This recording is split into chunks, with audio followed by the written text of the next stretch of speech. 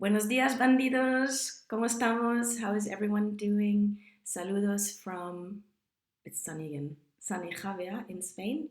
Welcome to Mel's Magic. I'm happy to have you all here and share my reflections and thoughts. So today I was a little bit stuck in the beginning because I didn't quite know where to start. And as usual, I went for my morning walk. And the funny thing is, I realized pretty soon that I was wearing my tights inside out, my leggings inside out, um, which made me chuckle. And I was like, should I go back and just put them on right? And I thought, nah, I'm already on my way. And also, I thought, oh, it's a kind of a nice metaphor for the way I'm feeling at the moment because I feel a bit inside out. You know, in those days when you feel raw and maybe like a bit exposed and your heart is on a sleeve. So that's actually how I'm feeling today. I guess the universe always reflects, it's always reflecting something back at us. So this brings me to my topic today, which is risking vulnerability and reaping authenticity. Now, this is a huge topic, especially for me this year, because this year has been all about healing myself and really getting to know myself and having a sense of myself, my true self. And I know we hear this a lot, you know, true self, highest self.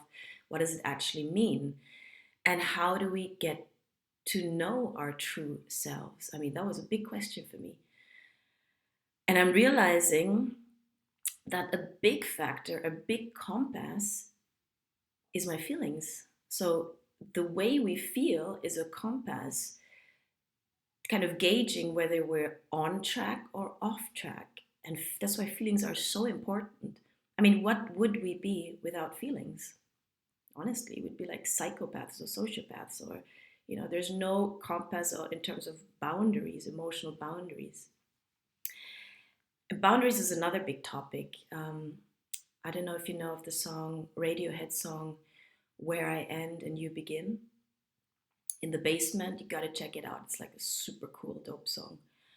But again, that title, Where I End and Where You Begin, and boundaries is a huge one in terms of self. No, where does, where do I, where do my feelings, my responsibilities, and emotions begin and end, and where does another person begin and end? You know, so my thing in my childhood has been I had a lot of enmeshment, which has created a lot of problems and challenges later on because I literally didn't know where my feelings began and ended and where someone else's ended, which led to a chronic sense of emptiness because I didn't have a sense of my real self. You know, who is Melanie really? What are her feelings? Um, what belongs to me?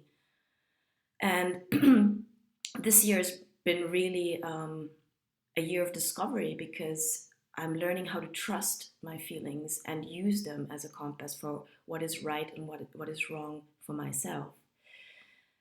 Whereas in the past, you know, I used to suppress my feelings and push them down, deny them, reject them, which was a huge form of self-betrayal. And it caused a severe depression. And I honestly just got out of it this past January 15th. It's a big date for me. So you know, I'm in this wonderful journey of self-discovery, trusting. Trust is a huge one. I'm learning to trust, to honor, to respect my feelings, because one sure way of losing, not only losing your sense of self, but your self-worth and self-respect, is by rejecting and denying your feelings, because your feelings are a form of truth. It's your truth barometer, what rings true to you. And they're an indicator to where you stand in relation to something or someone and what needs to be worked on also. No? That's what we call triggers. If a situation or a person triggers us, it's more about us than about the outer situation. No? So the outer situation is a reflection of what is unhealed and what needs to be worked on within ourselves. So I'm wearing my emotions inside out today, and yeah, I guess.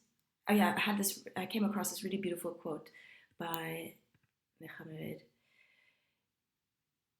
Ianla Vanzant. I hope I'm pronouncing this correctly. Ianla Vanzant, and she says, "Nothing destroys self-worth, self-acceptance, and self-love faster than denying what you feel.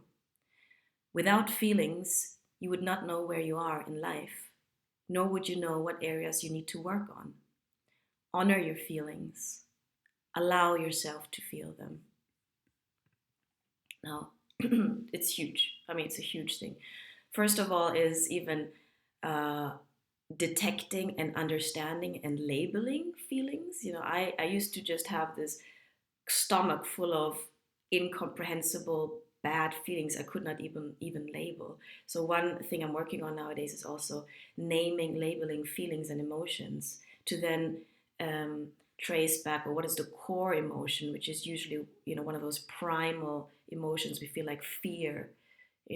Fear is a huge one. So often when you feel stressed, that's just the surface. Underneath is a kind of fear of something. So to really get you to know yourself, um, you have to honor your feelings. You have to try and work with them, understand them, accept them, and express them also. That's the next step, no? So not only are you building a bridge and understanding and relationship with yourself, the next step then is to communicate, to have a relationship with someone else, be it a friend, family, co-worker, a romantic partner.